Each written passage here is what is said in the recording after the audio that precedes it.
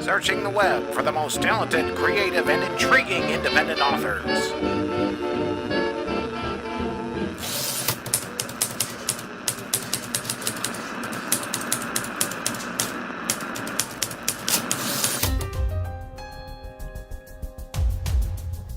The Emit Blackwell Show, diving into the creative minds of sci-fi, fantasy, horror, and paranormal authors. Their fantasy is our reality.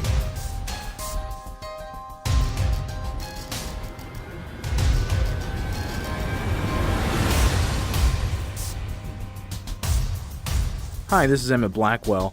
I just want to remind everyone to like, share, and subscribe to this channel.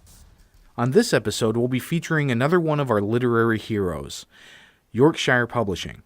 And today we have a representative, Ryan Sheehan, here with us to talk a little bit about what he does. Hi, Ryan. How you doing today? Doing well. Thank you for the invitation to speak with everybody today. I'm very excited about it. Well, we're excited to have you on here, and it's a real pleasure to have you as one of our literary heroes here on the Emit Blackwell Show. I've got a couple of questions for you, and I'm hoping you can answer them for me. So, the Yorkshire Publishing, when did this get started? We got started about 20 years ago, and our core at the time was faith-based books. So we did a lot of books for pastors and other individuals in the Christian church. Since then, we still have that core and still do a lot of work with faith-based authors. But we also have children's books, cookbooks, we've got memoirs, fiction, history books, so we've really kind of spread out since then. But to answer your question, that's how we got started. And like I said, it was about 20 years ago now. Wow, that's pretty impressive. Now, do you have any award-winning authors that you've published? We do. A couple that come to mind, Nehemiah Reese. At the time, she was 8 years old when we published her book, Bully at School. And it got a lot of traction in the local media that got traction in the state media that actually went national. And she was on the Harry Connick Jr. show, which was really neat to watch. Wow. She and her mom were on there. We've got another author. Her name is Brenda Turner, and she wrote a book called Young Sam Walton. And that book is actually about the founder of Walmart, and she worked with the Walmart museum, and we got that book out actually to coincide with Sam's 100th birthday. And so she's been doing a lot of things with them, and that book's really starting to catch a lot of notice. Talks about some of the principles that he's used as a professional business person that he learned growing up as a child. And then the third one that comes to mind would be Jeremy Ammok, and his book is Together as One, and it's actually about the Tuskegee Airmen. And it's a very, very fascinating look at one of the flyers who was associated with the Tuskegee Airmen, which are, of course, very famous aviators in World War II. Wow, that's really impressive.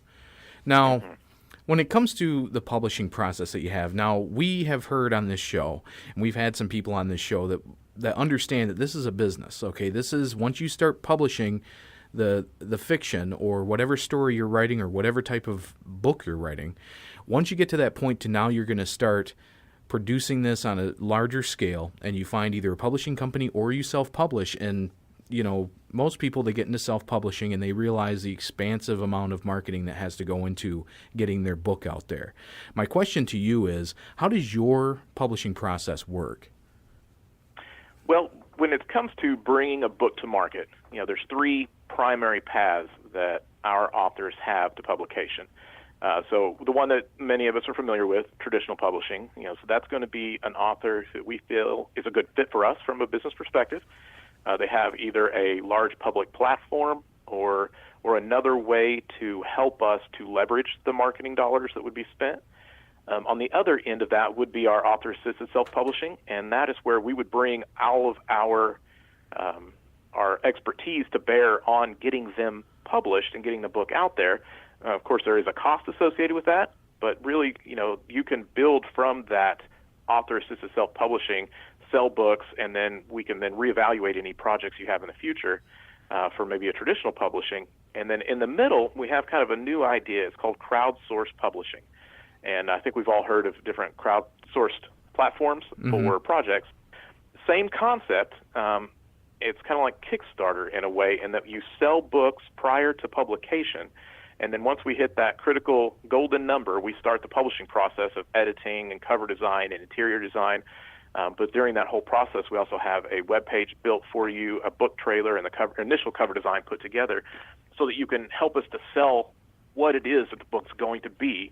And then once the book is published, we, of course, send it out to everyone who bought that book and go from there. Wow, that's good. Now, you mentioned something, and it just kind of stuck out at me like a keyword. Your public platform. You have this public platform concept. Do you think that it's important for authors to have that public platform before they try to go with a larger publishing company?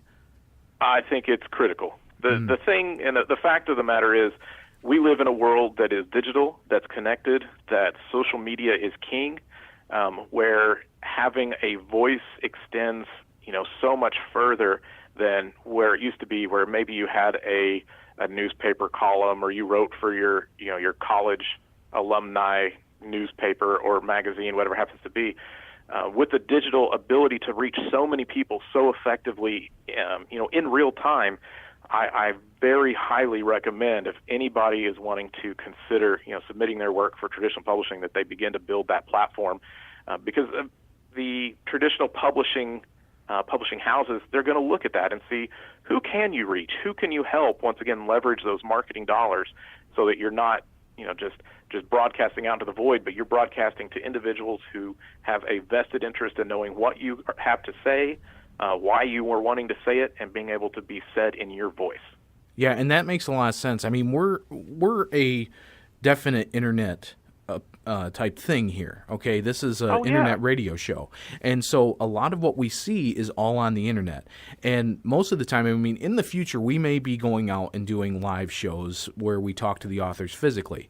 But my point is we see a lot of things where people will purchase followers and try to get their rankings up there in an internet marketing way, but in reality, if people aren't buying their books, and it's not really happening, and like what you said with having a public platform, you have to have that because those are the people that are actually going to buy the books. When it comes to something like that, having a public platform, if they've already been established, do you help maintain that or at least increase it? It really depends. Some authors are very, very comfortable with having that control and being able to engage with their audience, and we don't want to, strip that from them. It's an audience that they have cultured, that they've nurtured, that they've built up to the level that it's currently at, and so it really depends on the scope of what we're going to do with that social media. It also depends on the greater scope of the entire marketing initiative. Mm-hmm. We want to make sure that all of the wheels are turning in the right direction and everybody's staying on task. And so if an author can, I'm not going to say follow the rules, but if they can understand, we're here, we want to be here, and the way to get it is to do this, and this. If they can stick to that, if they can do this, and this, then that's very helpful. And like I said, it still keeps their voice in the actual the way in which they're communicating with their audience, and that is crucial. Mm-hmm. People, like you said, you can pay for followers all day long, but it's not organic growth, and at the end, all you've done is spent money on something that's not going to benefit you because bots don't buy books. Yeah, exactly. And that's another thing we've talked about on this show before is having yourself a team of people that work with you who are not always going to lay down and agree with everything you say and who are critical of certain things too and say, here, let's try this, let's try that. And that's how you build up a business. That's how you build up that community of working with the people that you have set in your team. And I'm honestly, just talking to you for the last couple of minutes here, you guys sound like you really work with the author to get that team building and get those ideas generated to produce sales. Yeah, you have to. I mean, no one knows a work better than the man or woman who wrote it. That's just reality. The editor can add some really great insights, and a marketing team can do a lot with taking whatever their idea or their narrative is and reaching out and getting the segments that are going to be impacted by what they've written about. But at the end of the day, who has the most passion? It's going to be the individual who sat down and spent countless hours putting together that story, be it fiction, nonfiction, whatever happens to be. They put all their blood, sweat, and tears into it. So you have to include them in the conversation. If for no other reason, to exclude them is just going to mean it's going to fail. It may not fail spectacularly, but it's going to fail. On to the logistics of things. Okay, these are things that the most experienced self-publishing authors may know about, and a lot of publishers would already know about. The question is, do the writers maintain their rights to their ISBN number? And anybody who's out there, okay, your ISBN, if you look on the back of your book, you'll see a barcode, okay? That ISBN number is registered, okay? And most of the time, a publishing company will purchase those in large amounts so that they can produce the books that you write. My question is, does the author maintain the rights to their ISBN number? Let's say if they were coming from another company to your company, or do you guys give them a new ISBN number? If someone was bringing a book over to us, we need to issue a new ISBN number, because ISBNs, like many people know, it's kind of like a social security number, but it goes further. It's not just specific to the book, it's specific to that edition. Now, having said that, with our authors, if they decide they want to go do something else, they have the full rights to their press-ready files. We send it to them. We wish them the best of luck, try and answer any questions they're going to have. It's very rare that we have authors who want to do that. 9 times out of 10, it's authors who want real-time reporting of their sales. And so they want to be able to see, how many have I sold today? How many did I sell yesterday? Logistically, for a publisher to provide that to every author is just overwhelming. We provide updates, and we can give you all kinds of reports, but to do it on a daily basis for hundreds of authors, it's just not legitimate. But having said that, yes, they would keep their ISBN as long as they didn't change anything. I don't foresee a problem. If they're going to go back and do a new edition, I would always recommend get a new ISBN number, because that way the retailers understand that this ISBN is associated with this edition. So if you're buying this particular book, you're buying the correct book, if that makes sense. No, yeah, it does. And like, for example, I mean, what about the creative materials and the intellectual property? Is that still the authors from day one? It is with our authors assisted self-publishing and crowdsource publishing. Traditional publishing, it's a whole other ballgame. When it comes to traditional publishing, and it's something that not all authors realize, you are giving up so many rights, not only to revenue, but also intellectual property, because essentially we are buying this from you to put into whatever format we want. Now, we're still going to, want your input on how it appears. But if we are investing our funds into it, we're going to call the shots on what it looks like. On the other spectrum, with the crowdsource and the author-assisted self-publishing, they retain all intellectual property rights, copyright, everything that they put in, they get to keep. They get to keep their press-ready files. I always recommend you get your press-ready files. Probably a lot of your listeners will be familiar with a publisher that was pretty large that went under last year. A lot of people didn't have their press-ready files, and they were just stuck. You couldn't do anything. But if you have your press-ready files, you can resurrect your project very efficiently, very quickly. So we always try and make sure that everyone has a copy of that. If for no other reason, it's just a smart thing to have. It's your property. You need to have ownership of it. Yeah, exactly. Now, another question I have for you. Approximately how many employees do you have? Our core staff is about a dozen, but we also have individuals that we've worked with on specific projects in the past that we bring on board for projects that they'd be a good fit for. Some people, consider it freelance, call it whatever you want. There are some people that are very good at what they do, and that core idea is something that they can do for a number of different companies because there's maybe not a full-time need for them. Something that might come to mind is proofreading in a foreign language. It wouldn't make any sense for us to keep a native speaker of Spanish language on staff, but we have relationships with those Spanish translators and proofreaders and copy editors that we can reach out and say, we've got a project you'd be a good fit for. So to answer your question, we have a very, very, very large pool to pull from, but we have a smaller core staff that is active in the day-to-day operations. Yeah, and that just makes sense. I mean, even anybody who's out there who's strictly self-publishing without any real assistance, you have to look for your own cover designers. You have to look for your own copy editors. You have to look for anybody who's going to assist you on your project.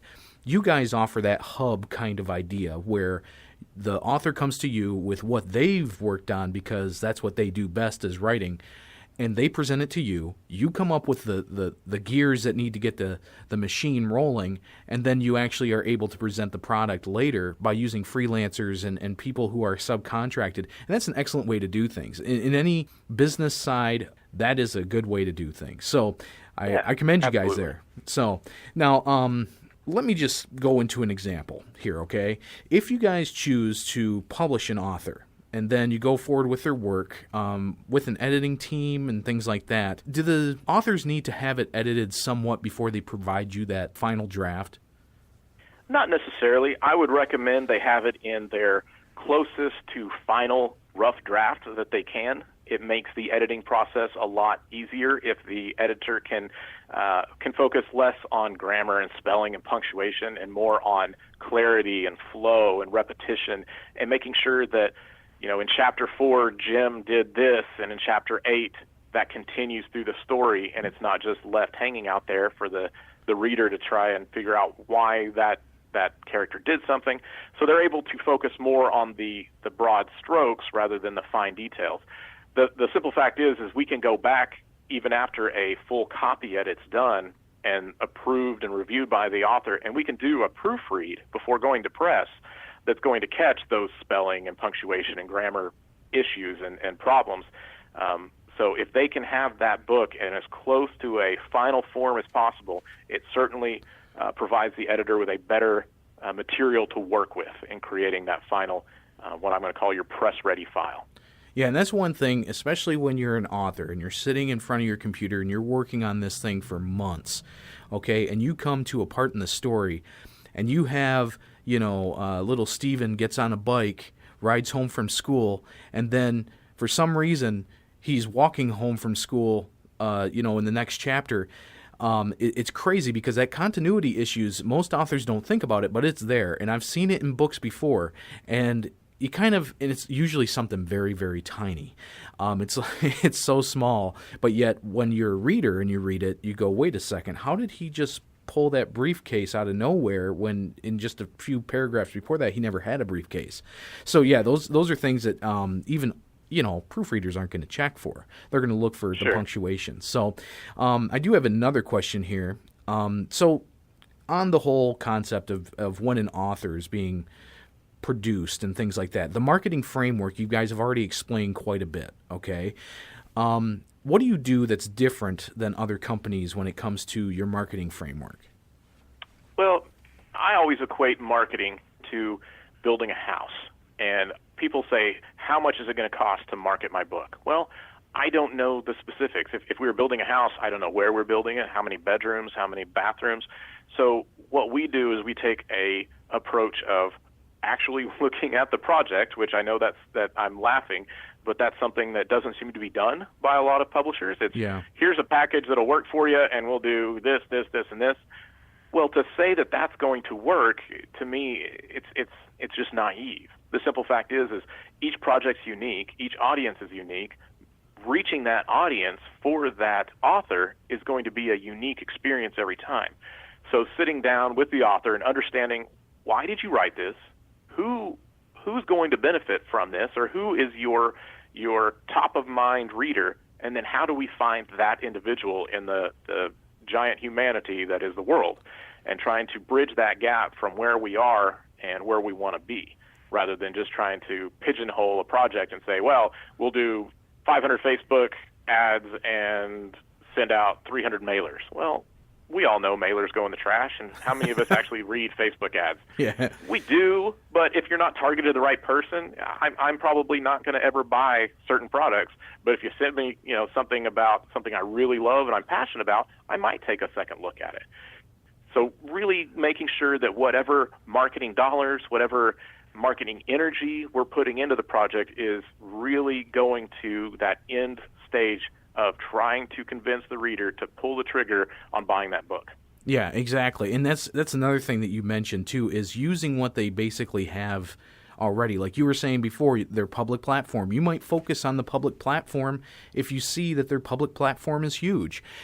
If you have something that's more internet-based and you see that they have more of an internet presence, then you might focus on something like that. It's really good that you guys do that type of marketing, because I haven't heard that yet on this show, and it's amazing.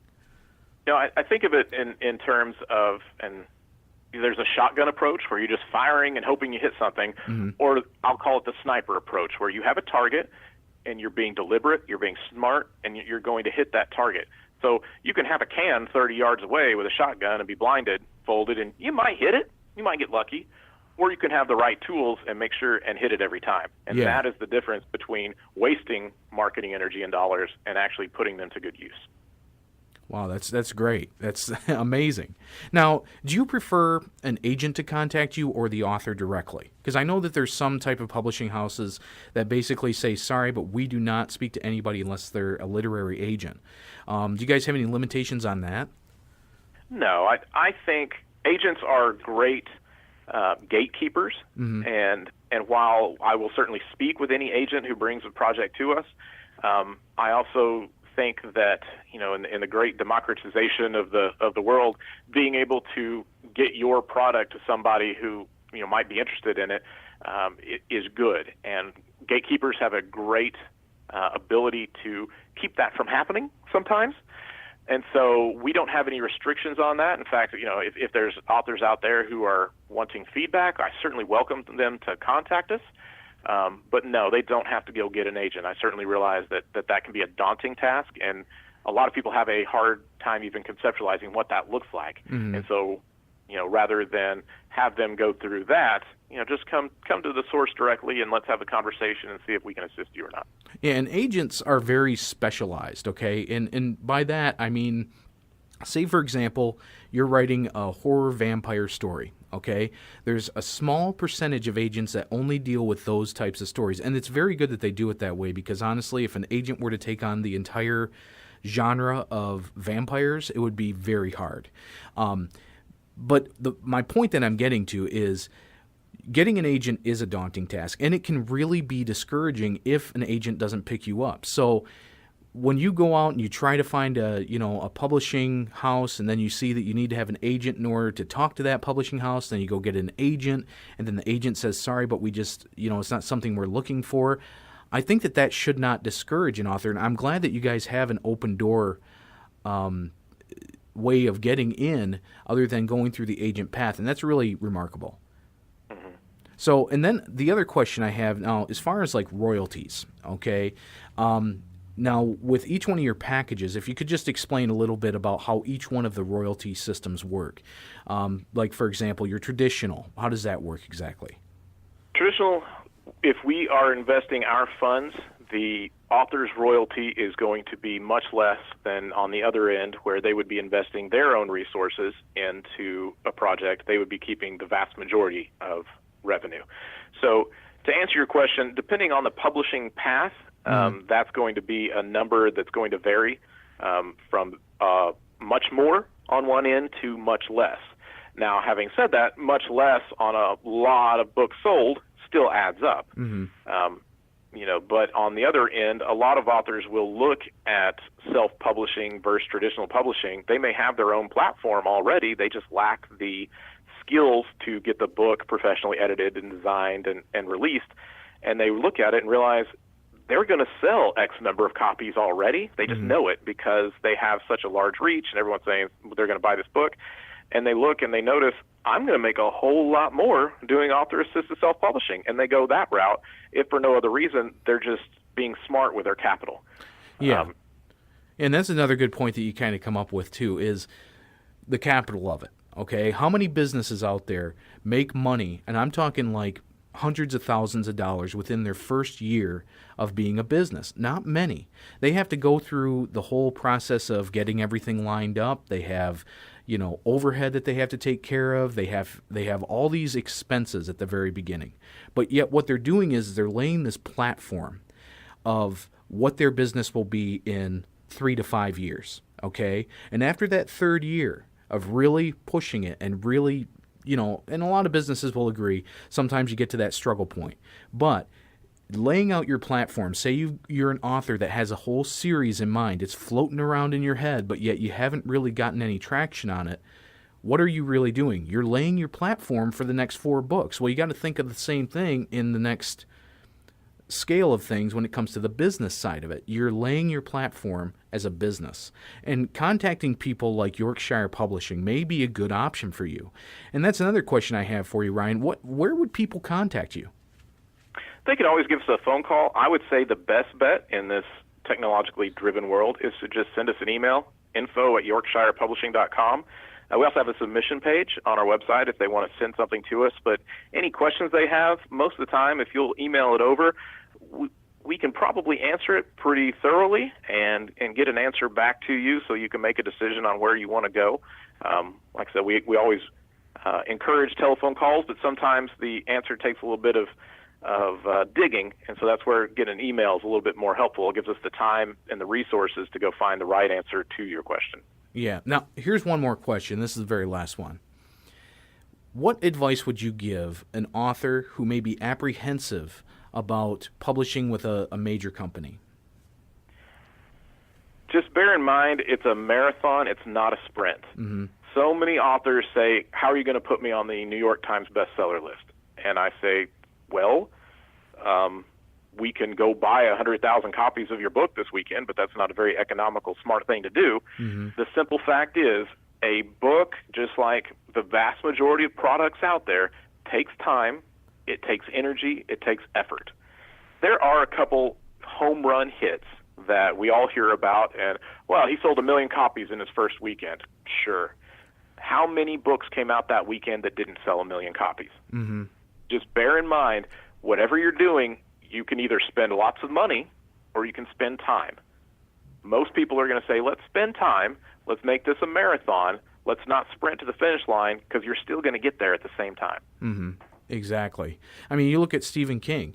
He didn't, sell 1 million copies on his very first book. You look at J.K. Rowling, who, she's very successful with her Harry Potter series, but if you look behind the scenes of what actually came up to her becoming an established author, there was a lot of times where she didn't sell her book for a while, and then finally it got picked up by other, booksellers and things like that. So yes, it is definitely a marathon. So, Ryan, I would like to thank you so much for being here on the show and bringing Yorkshire Publishing as part of this Literary Heroes segment that we have. And I encourage everybody out there to at least contact Yorkshire Publishing. If you have some questions, they might be able to help you answer them. And get the gears rolling in your head about having your book be more of a business than just a marketing fling, okay? You need to have a team, and we've talked about this here on the show a few times, and some of you out there who are experienced and people who have been here on the show know that you have to have a team in order to do this. Granted, some people try to use a team of bots, okay? It doesn't work that way. You can't just take your book, throw it into a word corrector, and then it just comes out and it's perfect. You also can't do the same thing with your marketing. So, Ryan, once again, thank you so much for being here on the show. Thank you for having me, and I look forward to connecting with you guys in the future again. All right, cool. And I just want to remind everybody to like, share, and subscribe to this channel. And this is Emit Blackwell signing off. Keep on reading and keep on writing, my friends. Searching the web for the most talented, creative, and intriguing independent authors.